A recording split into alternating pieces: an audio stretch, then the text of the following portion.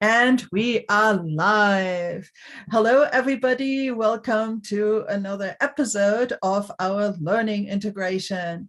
And we are live. Sorry. Hello, everybody. That happens Welcome to go live. to another episode of our That learning is funny. integration. And we are live. Sorry. Hello. Oh, goodness. There we go. That was live, folks. That's what happens. That's what happens. Welcome to another episode of our learning integration. I'm here with Suzanne. Hi, Suzanne. Lovely to have you. And we are going to talk about Module 6 in the ACE course that we took last year. Before I give you the word, let's just take 1 second to get the copyright thing out of the way, please. And so this is in the context of a course that Suzanne and maybe some other participants that might join us in a bit took last calendar year in 2022. And it is the ACE Coach Accelerator, where we got certified as an enhanced practitioner. We did get permission to use these materials to talk about and to apply, but please be advised that the original copyright lies with David B. Peterson and a 7-Path Forward LLC. So this was a course that was given by David Goldsmith and David B. Peterson. So that's where we got these materials from. So that out of the way. Hi, Suzanne. How is it in the Yukon? It's slowly getting spring, but yeah, we are getting another bit of snow today, and it's mid-April, but that's just the weather, although it's just around 0, so it won't stay long. And definitely the days are longer. And it's beautiful. Yeah, fantastic. So this module dealt with, in the first part, was the arc of the engagement, the structure of the overall arc, some things coaches should look out for as they engage. The second part of it was more about the coach finding himself and his business messaging and focus, I think. So maybe let's look at the first part. What was there anything in particular that stuck out for you? I think it was a great reminder to really pulling all the modules and all the learning together in the arc, and start with the end in mind was sort of the first point, to right from the get-go look out for the desired future to establish the goal where the client want to go or what they want to accomplish, and have this as a North Star, and then be able to go deep into what is identity beliefs wrapped around that, and where do changes need to occur, and as well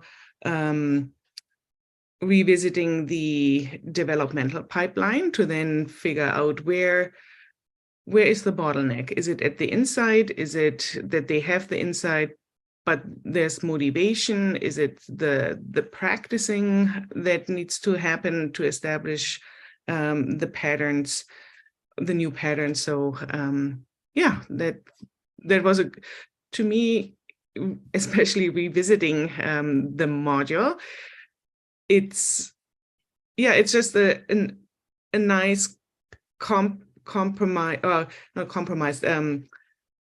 way for all the learnings and teachings in the course.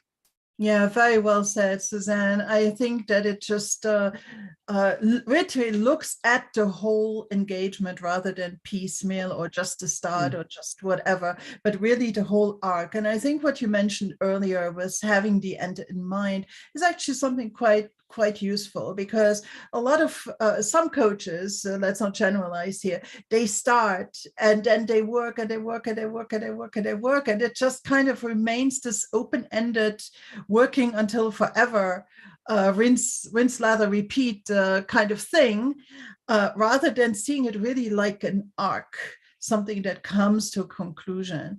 And even if somewhere along the way, I think you might think that you want to extend the whole engagement a little bit, nevertheless, being conscious of these arcs of where they start and where they end helps. It helps also, I think, with accountability, with really getting a sense of completion and something to strive for, because otherwise sometimes issues just will take all the time you're willing to give it.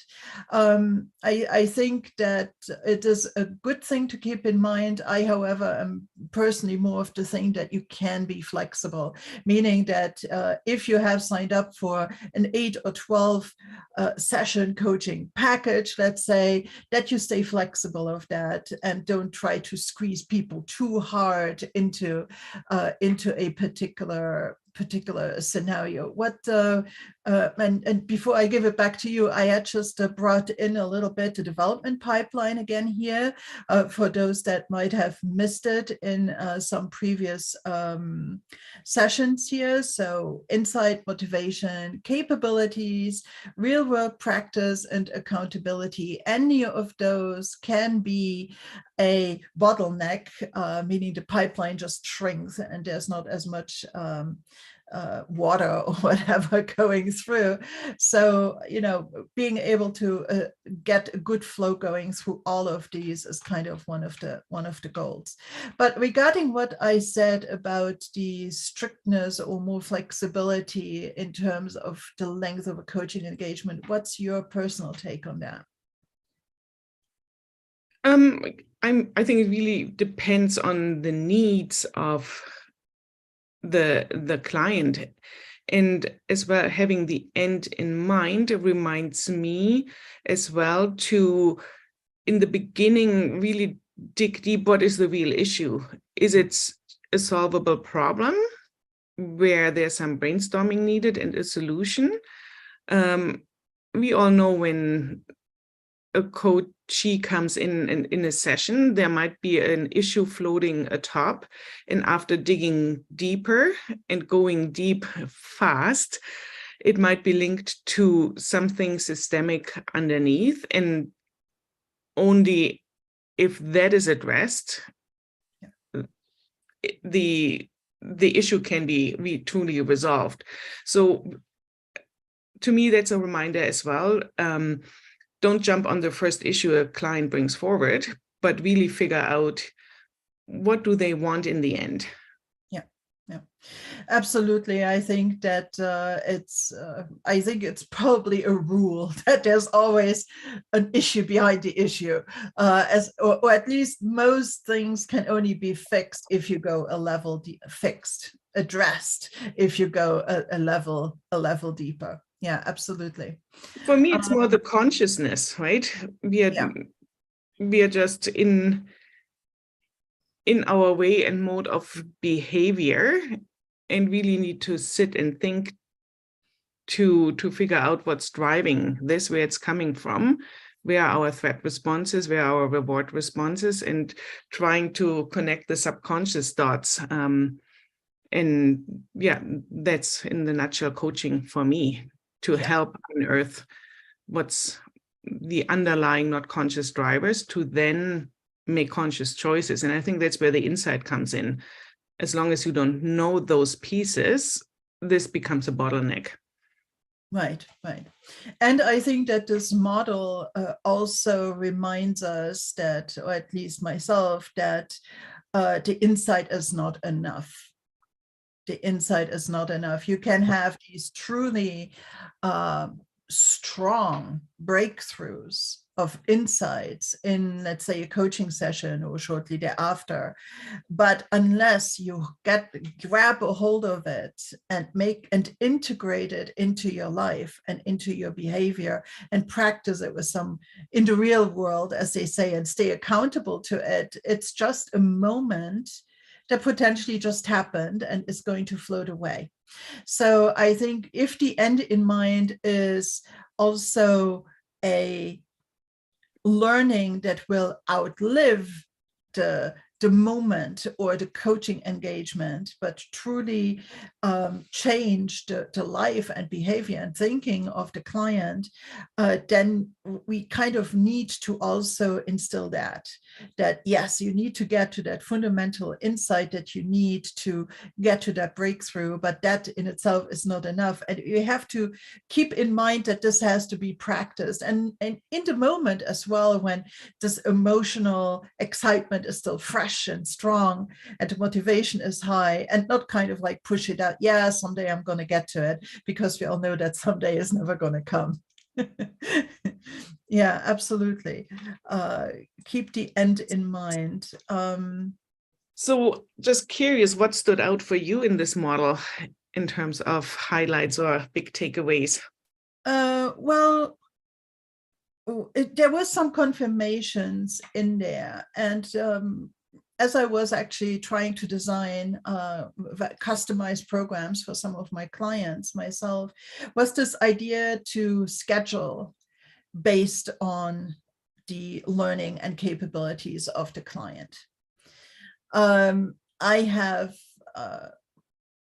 seen in my own experience that sometimes in the beginning, having sessions that are closer together, let's say weekly, might be good, because you're still digging, right? You still haven't really gotten to where you need to be in order to even formulate or get clarity about what the issue is and what options are and so on. But once you reach like month 2, weekly meetings most of the time are way too often, because you start to come to some insights, you start to integrate it into your life, of practicing it in the real world, of thinking more deeply and self-observing yourself more deeply in that regard. And then, the cadence very often naturally goes to every week, every other week, or every 3 weeks. And that's just what the client can handle at that moment. And one thing that I also like sometimes is maybe change the length of the meetings. Instead of always having, my coaching sessions are typically 75 to 90 minutes. That's personal preference. But, rather than having one of those, you could have half-hour check-ins, maybe still weekly, because that might be all that the client needs to stay on target. Because just knowing that, for instance, on Friday afternoon, that 30-minute meeting with the coach is going to come, is going to put a different emphasis on things throughout the week. It depends where in the learning, really, the client is. Another option is to take sessions and bundle them together into an intensive. Yeah, if the client needs to get away from it all on some Saturday afternoon, and you meet with him or her at a nice place in a hotel or a park or something, and just really go at it, that might be what that client would benefit from the most at that moment. So be flexible also with your approaches in terms of scheduling and length of the appointment. And that was something I had already been doing, but hearing it does really help me. Yeah. Mm-hmm. Nice. And I think that speaks to the accountability part of the pipeline. Offering accountability check-ins to the needs and the stages that helps the client the most. Yeah, because in the beginning, they might need it. The goal is, of course, that at the end of the engagement, the client is self-sufficient and the coach is no longer needed. We are in the business of making ourselves irrelevant. Yes. Yeah. So but this might be something new for the client, this self-responsibility, this reflecting, this practicing things. It might be new. And so I always felt that it was also part of being there during that process of practicing that and staying on task. And I think it speaks to how to change habits. It's not the ladder where the spokes are far apart that you can't reach it, but it's the continuous little steps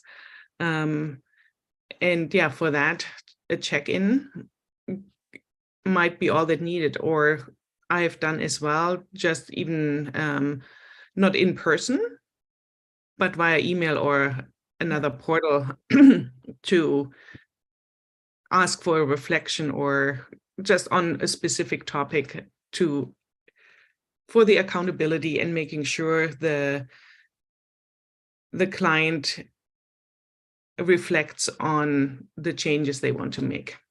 Yeah, because it's many of our clients are super busy. And, so it also serves as a reminder to take that, necessary time to do that kind of work until it becomes more of second nature. Yeah, Mhm. and those things sometimes can be very short, and they can indeed be, in writing or just a quick phone call or Mhm. something like that. Mhm. And versus the intensives that I mentioned earlier, if you really need to do a deeper work or a brainstorm that really requires you to dig deep and then so on. So Yeah. those are kind of different levels of work that happen. So I really think that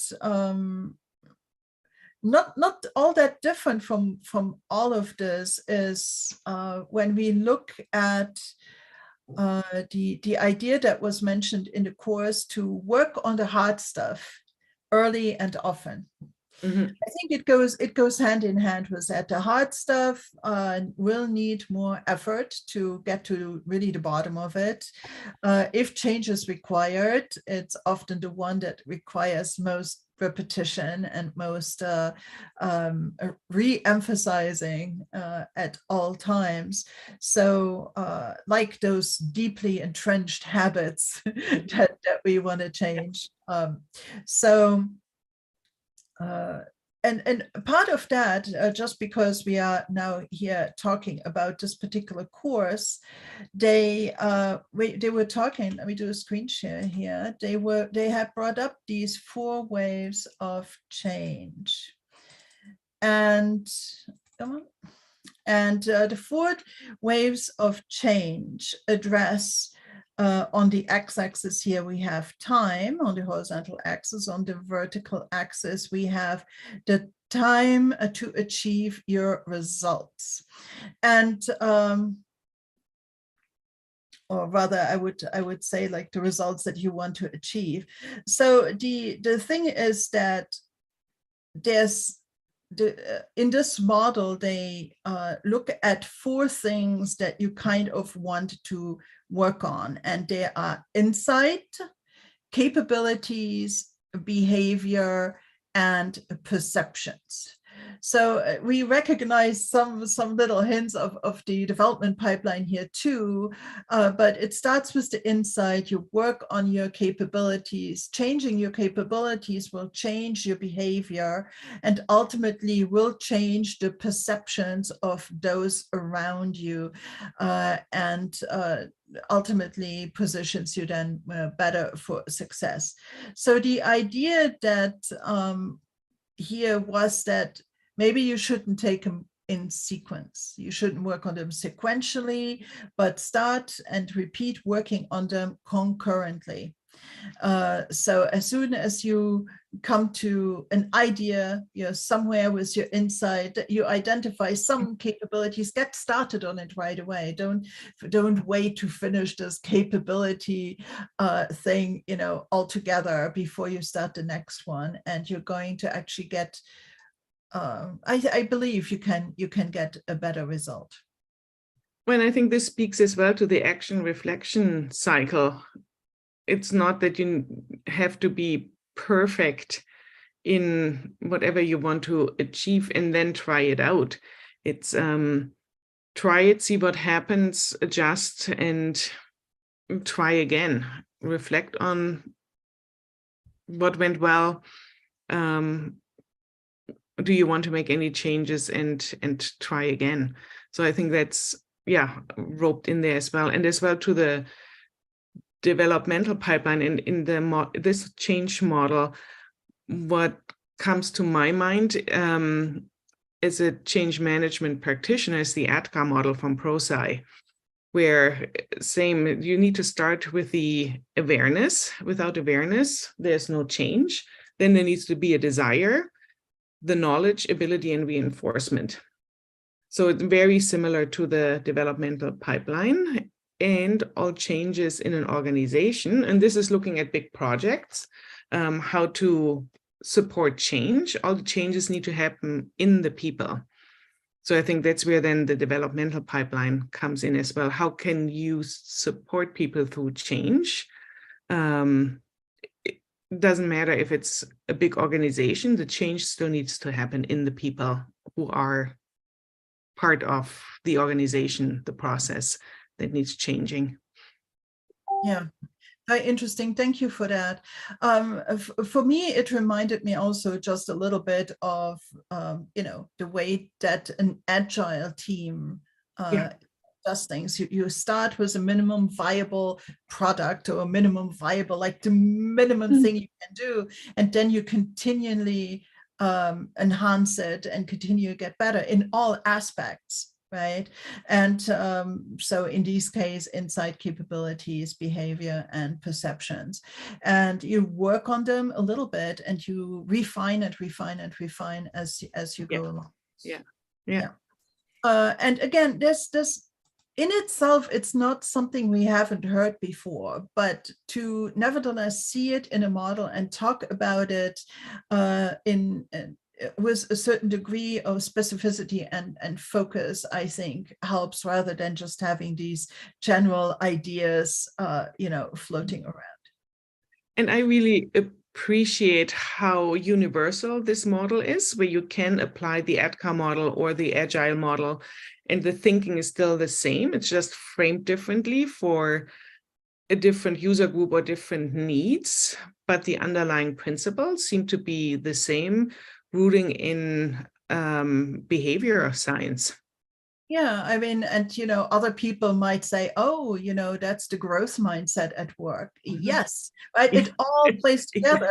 It's not, there's, it's just the way change happens, and different audiences might give it different names, or different models might be floating around that emphasize one thing over the other. But ultimately, it's if you take a step back and look at change as just this thing that requires us to move away from the status quo into a different direction, and adjusting all our reference points and things like that as we move along, then that is a really quite interesting to see how it's all coming together and reinforces itself, right?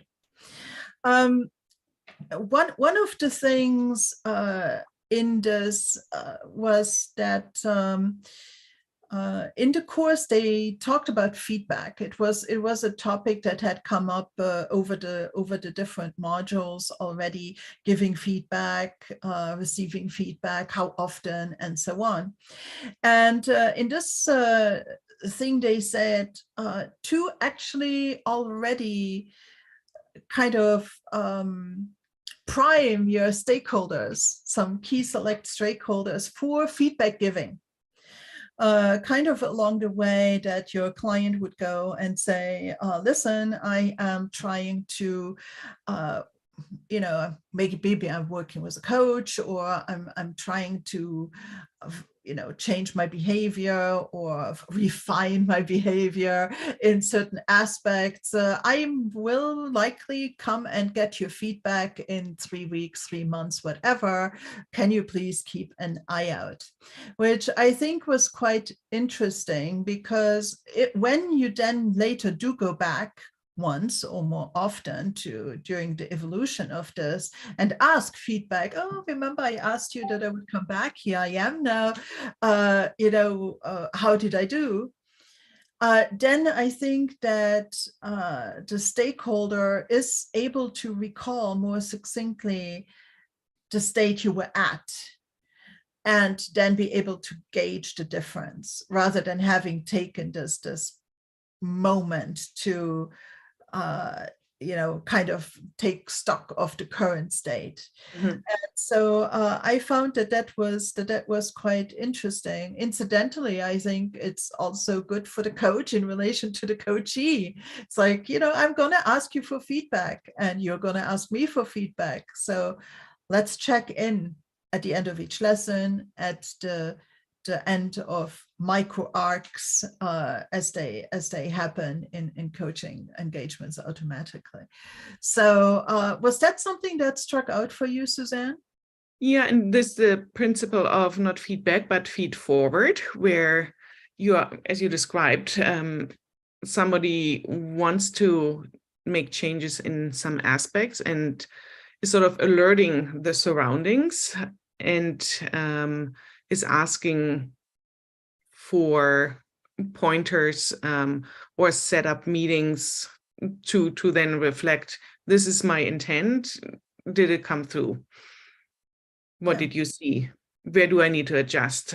So playing on the action reflection cycle, and as well setting the whole system up with clear expectation, some certainty.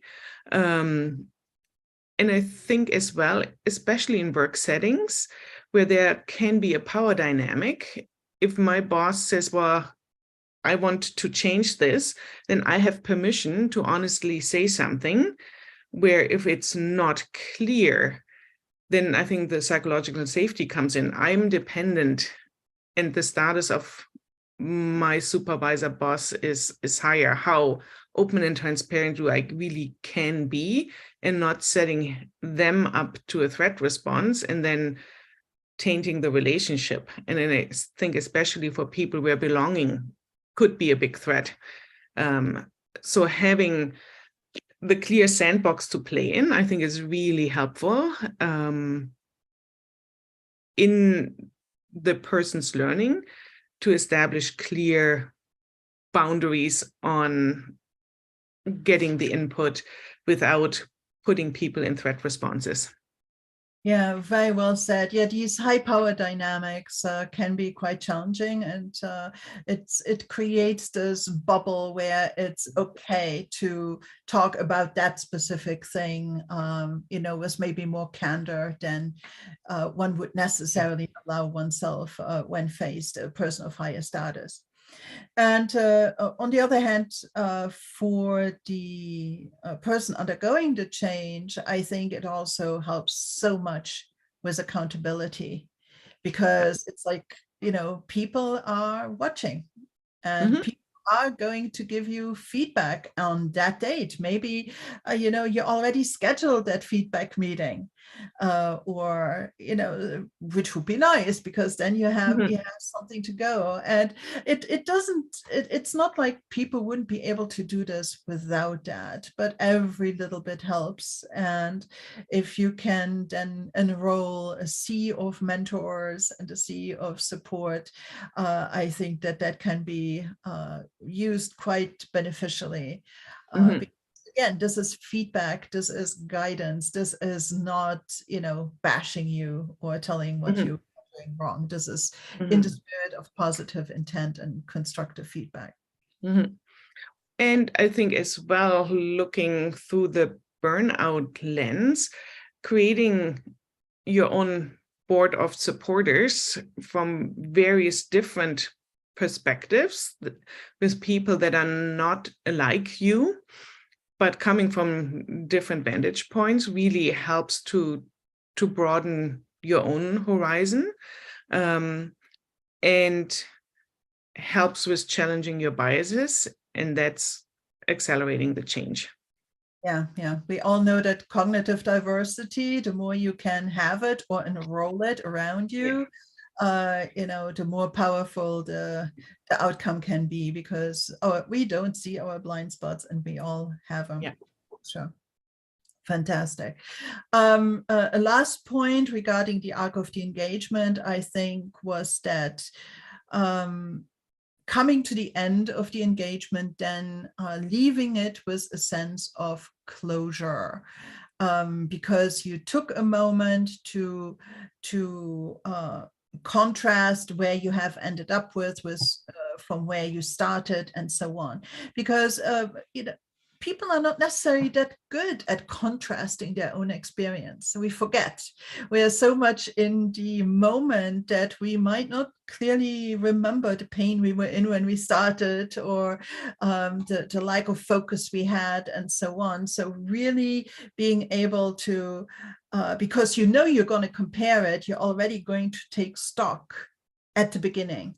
Again, this checkpoint, a milestone checkpoint kind of thing, which will then make the comparison easier. And I think that it also helps, especially in corporate settings, to then be able to talk more intelligently about the benefit of the whole engagement to your boss, to stakeholders, to HR, and the guys that need to sign on the dotted line when the invoice comes. So I think that those are important things to really think about the beginning and the end throughout. Did you have anything else that maybe you would like to share regarding that first part of the course? No, I think we covered it well. And ending strong. And I think as well as human nature, people remember the beginnings and the ends, and then the feelings in the middle. So having a strong ending can be a real anchor for the client to view their successes and then be the jump off point wherever they want to go. Yeah. Right. And it's just because even if I'm actually somebody who, even if the client for some unforeseen reason couldn't finish a longer coaching engagement, a 6 months coaching engagement, for instance, with an executive, if for some reason at month 4 they need to interrupt the engagement, maybe they switch companies or something like that, I always do insist on a wrap-up meeting to look back, to look forward, to take stock, and not to just let it fizzle out like that, and to really become clear about what has changed, what have I done, how much effort did I put in, and so on. So I think that's quite important. So the second part of the thing was about, let me just throw up the slide, maybe really, really quickly. This is just a very general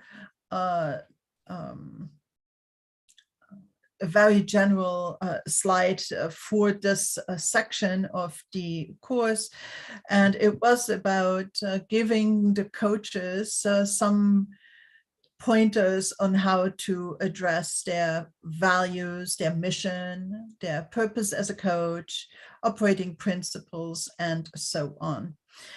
They talked a little bit about Selling the Invisible by Beckwith from the late 90s, and which unfortunately I haven't had the chance yet to read the whole book. But the summary that they provided was quite interesting.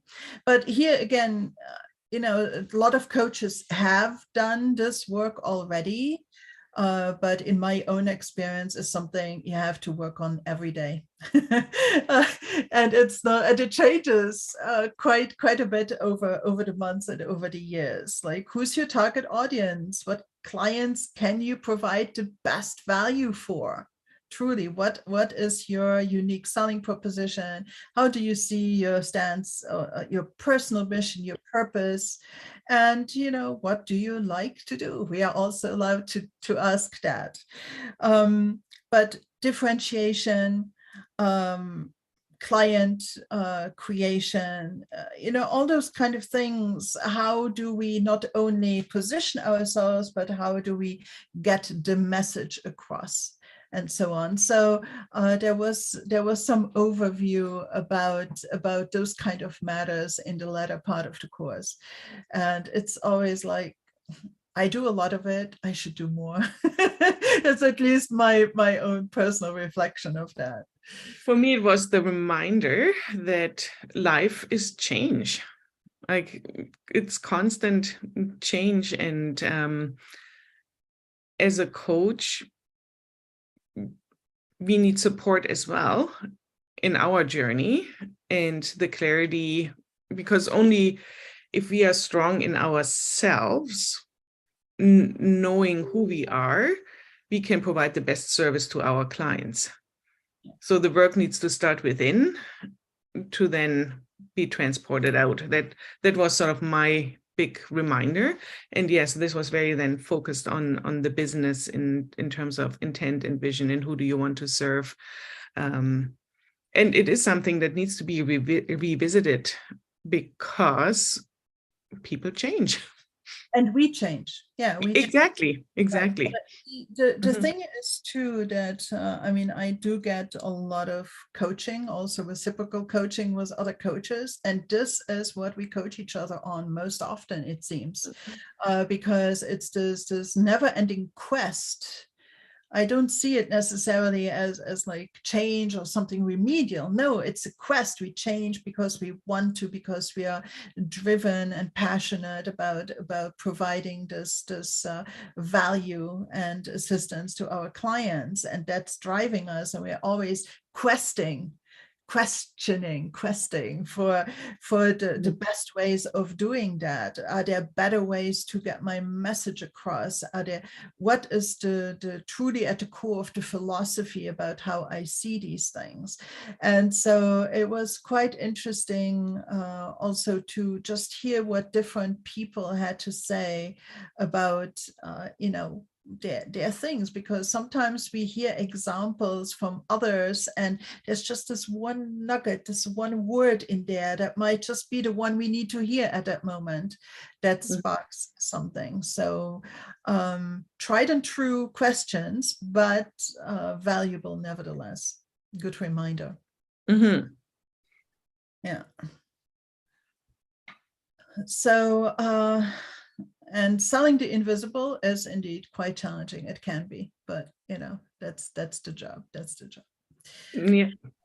I actually in general liked that this course had this business component, because especially for coaches that might be thinking about going into business, because being a coach and running a coaching business are two very different pairs of shoes. Very different skill sets, and just because you're a great coach does not mean that, you know, you're necessarily going to magically get to clients or magically run a successful practice. So I think that it was nice to incorporate all those aspects. You are in, I mean, you are not in private practice primarily, but nevertheless, you did get some value out of these parts as well. Yes, I am working in a corporate setting and have my business on the side, slowly growing. And the principles are the same as a leader in an organization. My leadership style is a coaching approach. So absolutely, it's the personal interaction and supporting people in their own growth. It doesn't matter if I have a different title, it's still human to human interaction to me. And yes, then there is the business component for my business with coaching as well. And the reminder to be really clear who I am. And I think that's really important as a leader as well in an organization. So to me, it's not either or. I'm still one person, and the more clarity I have and can unearth my subconscious biases, the better I can lead, the better I am as a coach to help my clients, the better I can be with my family. So to me, it's just general humanistic principles. It doesn't matter what system I'm in, they still apply. And that's, I think, what I really appreciated about this course as well. Yes, it was through the lens of coaching and a coaching business, and all these principles can be transported in any other setting. because mindset first. That's what it is. And unless we see clearly, and also speak clearly where we were previously blind, meaning working on those blind spots and getting more and more clarity about, like you said, our biases, the better off we are in all facets of life. So with this grandiose conclusion, did we reach the end of our 6-module wrap up? I think so. And yeah, the last model really sort of pulled it all together. And it comes back to, it all starts with ourselves. Yeah. Mm-hmm. Absolutely. And whoever you are, if you are the coach, if you are the client, it's all the same. The clearer we are, and the more action reflections we are, the better off we are in most instances. Yeah. Suzanne, thank you so much. This was fabulous. Enjoyed every session, and we'll find other topics, and hopefully we'll come on live again at some point with some other good nuggets of wisdom. Awesome. Thank you so much for pulling it all together and having the slides ready for each module. I think that was really helpful to have some visuals and get people some nuggets that we lived through the course. So I hope it was helpful and might inspire other coaches to take the course, or just be curious about change management and supports that are out there so you can live the life you want to live. Fabulous. Couldn't have said it better. So everybody, thank you for watching. If you like this content and want to support Top Coach channel a little bit, click subscribe and maybe hit that notification bell so you do not miss any content. If you have any questions, concerns, or whatever, drop just in a comment in the comment section and we will get back to you. Thank you so much. Thank you, Suzanne. All the best. Thank you. And,